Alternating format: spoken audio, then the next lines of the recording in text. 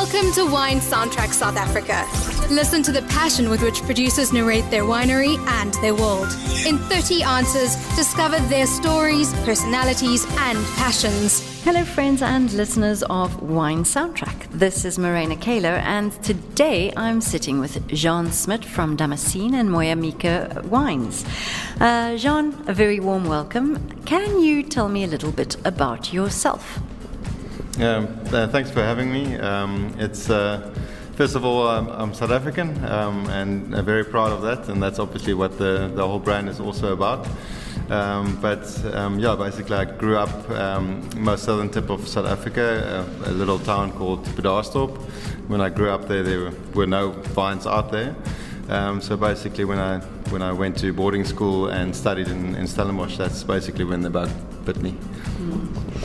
And Damascene, wine.We. We're sitting here in this beautiful tasting room next to your absolutely stunning cellar. Where are you located? So Damascene and wine.We is based in Elgin.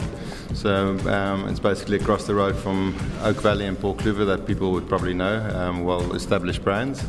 And we get our fruit from about 30 different sites all over the Western Cape for Damascene, and wine.We itself is from the farm on Elgin, and that we do cold climate varietals like Riesling, Chardonnay and Pinot. So yeah, it's basically about if you arrive at the airport, it's about a 45-minute drive, and you can have a glass of wine. And a glass of really good wine at that, I will add. We've just been for a quick drive on the farm, and you showed me where some new vineyards are being planted since the last time I saw you, which is super, super exciting. So you're growing. How many hectares do you have under vine right now? Yeah, so on the farm itself, it's 8, but obviously, like I said, we've got 30 different sites that we farm across the country. For us, it's all our vineyards that we have outside of the farm is between a 10 and 25 year lease contract that we have or purchase contract that we have with the growers, and we farm that in partnership with the actual owners. So for us, it's not me. It's not only my team in the cellar and on the farm. It's really a whole network of people working together to actually put this wine in bottle. And Damascene is a fairly young brand. Can you tell me what the ethos is behind it and having all these different sites all over the show? Yeah, so I had the amazing opportunity to work with Bouquenats-Kloof for 10 years, and that was for Bouquenats-Kloof and for the Chocolate Block range. And at that stage, obviously, Chocolate Block was one of origin Western Cape. So worked with Rissa Kriya quite tightly across the Western Cape, looking at amazing old vineyards, but also looking across the fence and seeing amazing stuff that's sometimes younger, but just at really extreme sites that fascinated me, but I knew it doesn't fit into the Bouquenats-Kloof portfolio. So for me, it was starting to talk to different growers, and just they would basically open gates for me and point me to other guys that's further up the mountain. It's quite amazing. I spoke to Duncan Savage the other day and said to him there was always some bird of prey that's always hovering around the vineyards that I'm working with, and I always saw it as a sign from above, but it's quite clearly obviously just where the airflow is. So most of the vineyards that we're working with is basically combating the whole effect of global warming as well. So everything is on top of a mountain, facing the ocean, or on top of a hill that we're working with.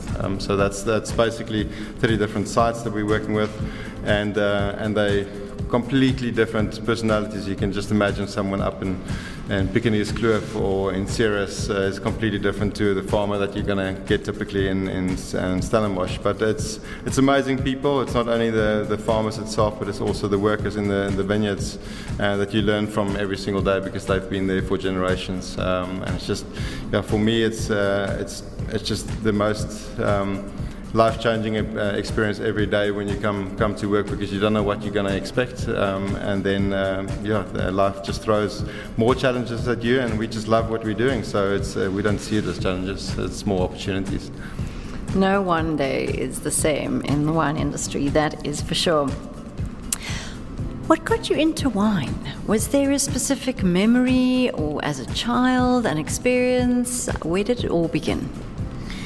Well, I always wanted to go into medicine. So from 10 years old, I already started working at the pharmacy every single holiday. I just can't sit still.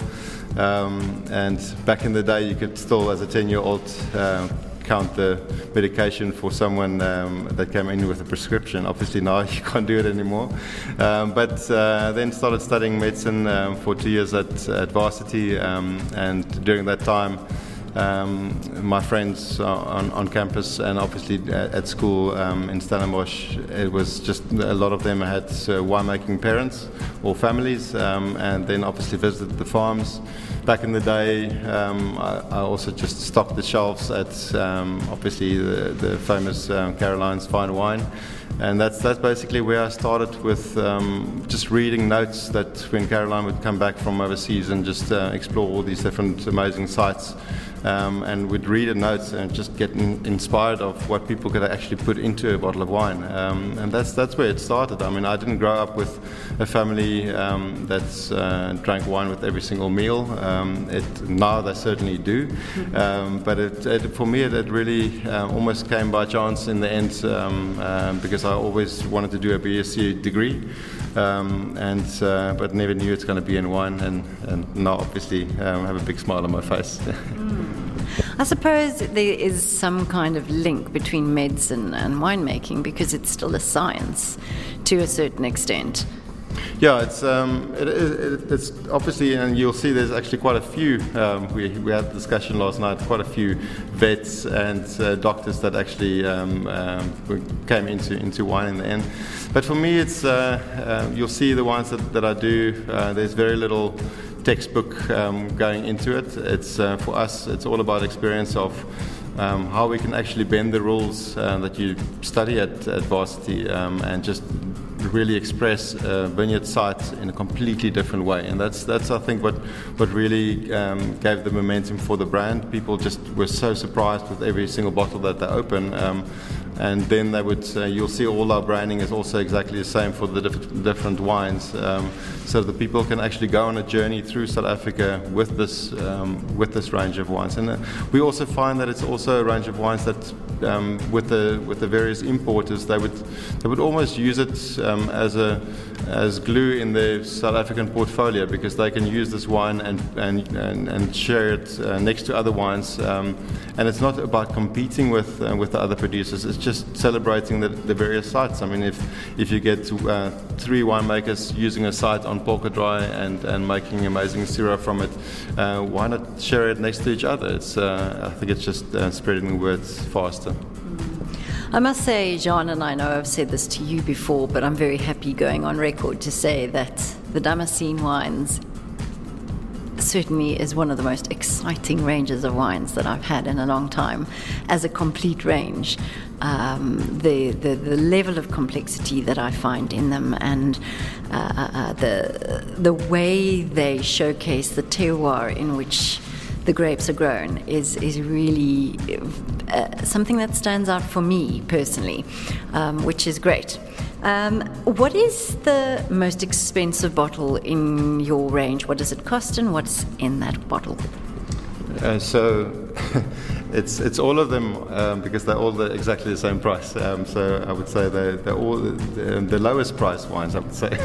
So no, it's for me it was a very clear decision from the beginning to showcase South Africa, not saying that Stellenbosch is better than Swartland, Chenin is better than Syrah. For me it was, if I do put a wine into bottle, it needs to be the best that I can do from that region, and it needs to be for a very specific reason as well, to showcase.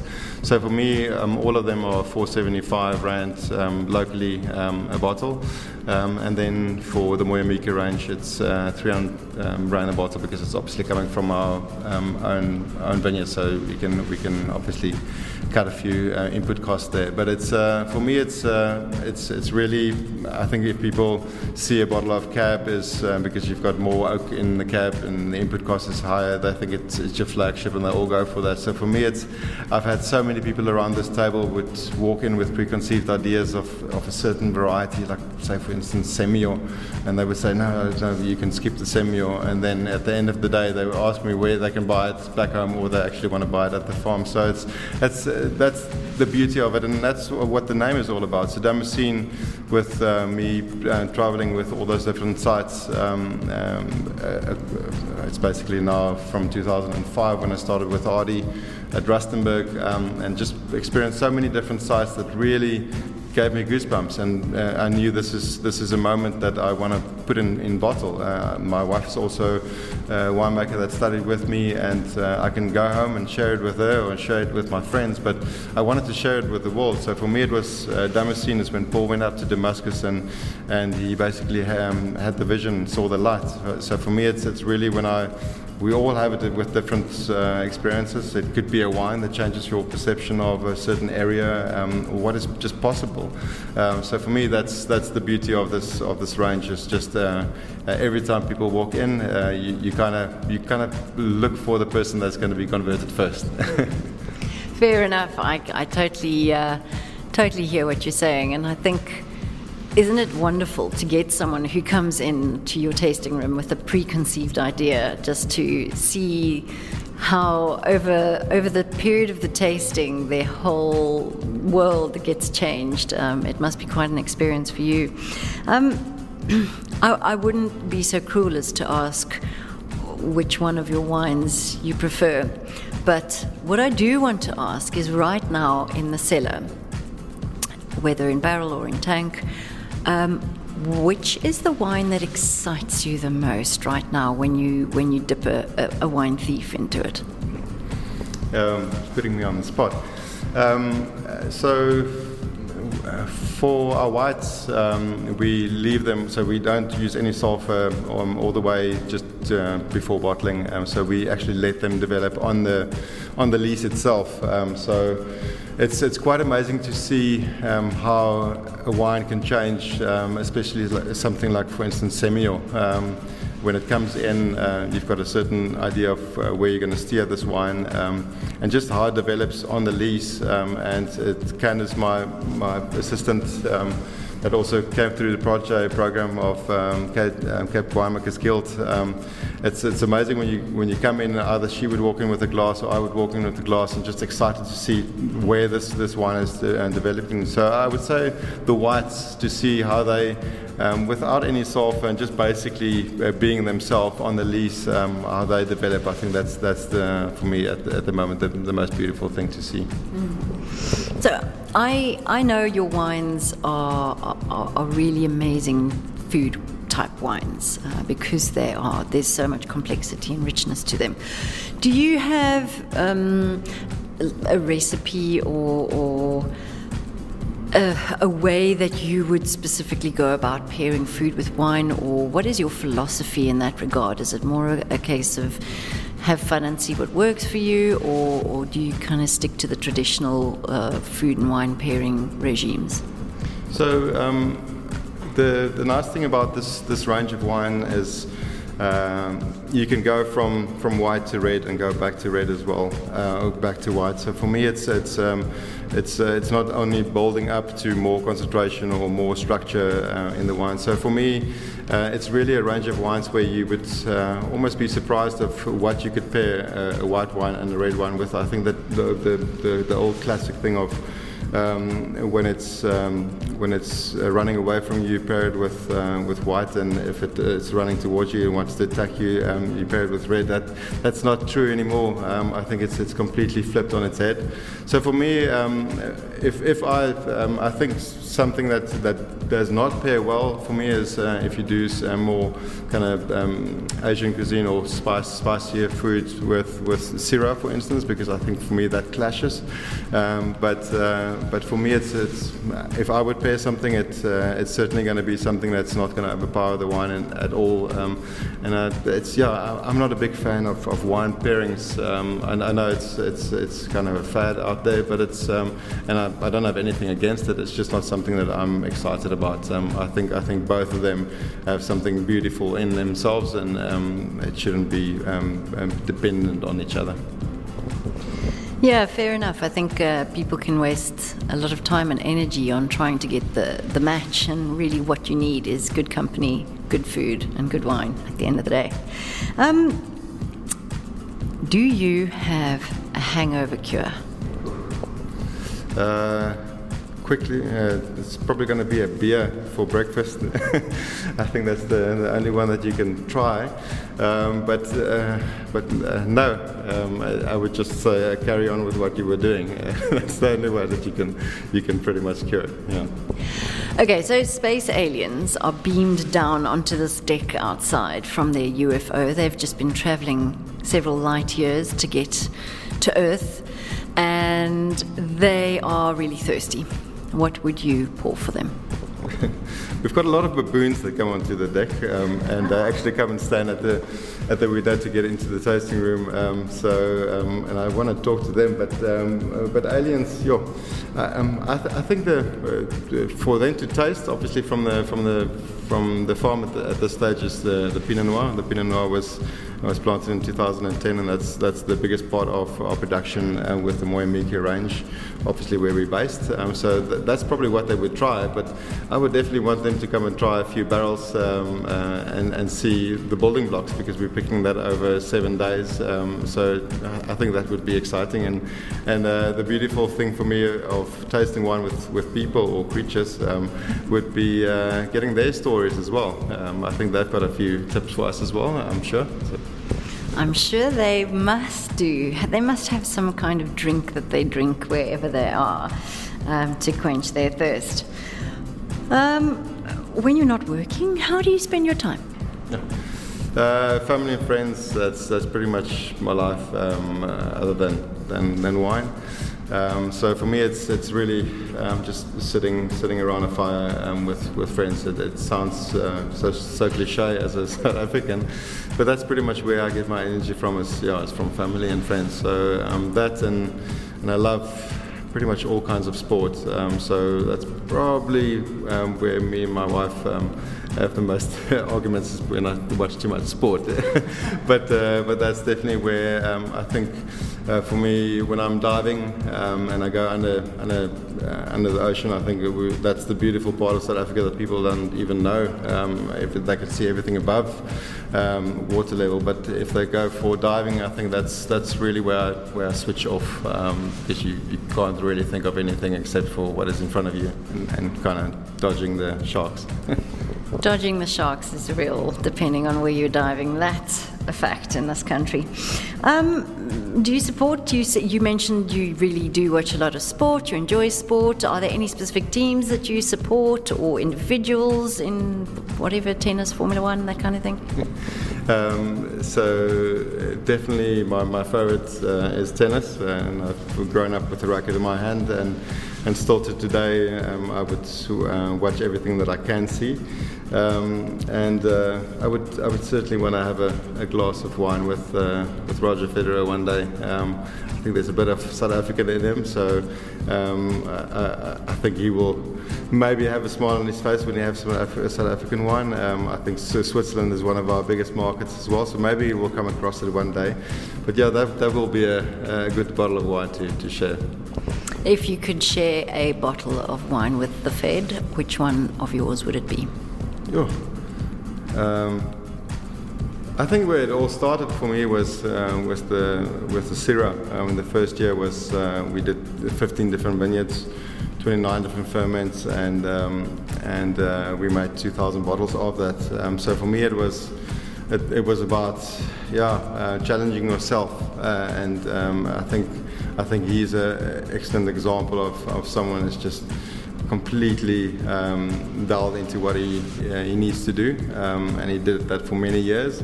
And when he switched off, it was all about family. So I think it would be the Syrah, because friends and family pulled me through to actually put that in bottles. So that would be it.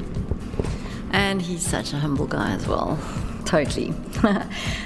What would you consider to be your proudest achievement professionally?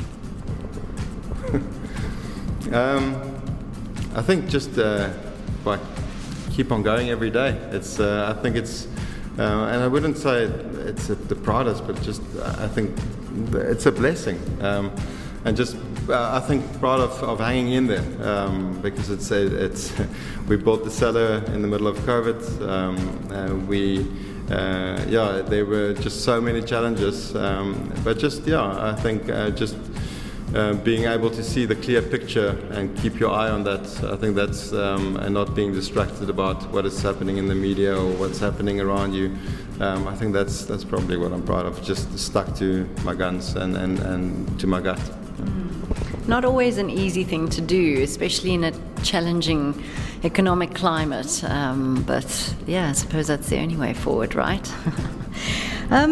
What sort of wines do you think will be drunk in the year 2300? 2300, that's a long way. People are adapting. We definitely, you can see how the youngsters that's coming in, they're also tasting different. I mean, we had a presentation the other day that we had a look at that J.C. Becker put together of how reds are declining in Bordeaux and how rosé is very, very quickly picking up, and how they're planting something like Sauvignon and Chardonnay where it's global warming. So there's definitely trends where the youngsters will try and change things, but I definitely think so. Where we're focusing on, like I said before, on top of mountains, right next to the ocean, that's where I think the most exciting stuff will still come from, that you don't have to try and adapt in the cellar to get to something decent. I think that's going to be the truly sought after wines still in the future. Old wines will just get older and older, but I think the most exciting spots are still to be planted, because we are a nation that challenges ourselves, and I think it's just going to keep on going. There's amazing spots that I've seen that's not planted, and I think the challenge out there is infrastructure, maybe some labor issues, because they farm with fruit and not with grapes, for instance, that kind of thing. So there's definitely amazing stuff that's going to happen if there's investments that's going to match the passion of the growers. Well, watch the space, I suppose. So the aliens have had a wonderful time. They've absolutely loved this thing called wine, and they have to go back, but they've asked you to come back with them, and they've asked you to bring 3 bottles of wine, any 3 bottles of wine from anywhere in the world. What do you choose to take along? Well, certainly first on the list is going to be a Haut-Brion white.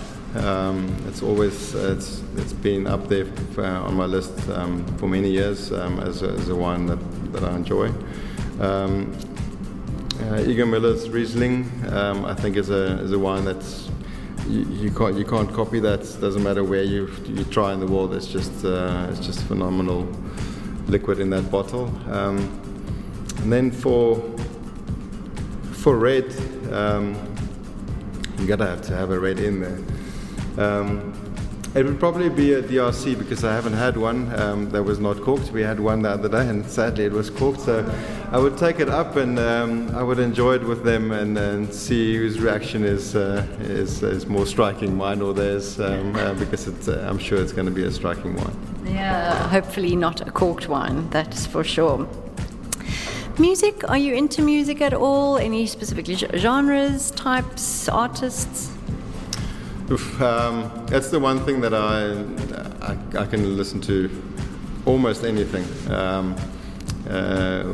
When we went to to Napa and Sonoma for harvest. It was when you have the Mexicans sorting on the sorting table with you and you listen to their music, you can just, there's so many parallels to South African music as well. But for me, if I go to my go-to genre would probably be something like just rock. So something like Carlio from Iceland. I think that's probably going to be one of my best concerts. Would be to see Carlio in Iceland itself. So yeah, that's probably my go-to. I'm going to have to look that up. I'm not familiar with that. Is there a winemaking area anywhere in the world that you would really like to explore? There's many. I think the Canary Islands is something that's certainly becoming a buzzword these days. But for me, I definitely want to visit Waiheke Island, just off the coast of New Zealand. I think that's also, it's very challenging out there. I think they need to think on their feet. They can't really copy anyone else. And they do fantastic Syrah coming from there. If you look at something like Man O' War, I think it's amazing wine for the price point coming from first world country, if I can put it that way. But that would probably be it. And it's surrounded by ocean. That's my happy place. Very, very cool. There's a couple that I didn't even know they made wine in the Canaries. So. Interesting stuff. We're just about done. Before we finish, I want to play a little game with you. I am going to mention 3 cultivars or wine styles, and I would like you to pair each one with music. So either an artist or a genre or a song specifically, if it comes to mind, that you feel kind of represents that particular variety or style. Okay, I'd like to start with Syrah. Syrah's got to be rock because it's in my veins. So let's say I would put it to Paul Jam. It's I think it's also in South Africa. It started making the waves the same time as Paul Jam got onto the scene. Yeah. Nice, that's a very good one. What about Pinot Noir? Pinot Noir is obviously a classic, but it's light-footed. Gonna have to think.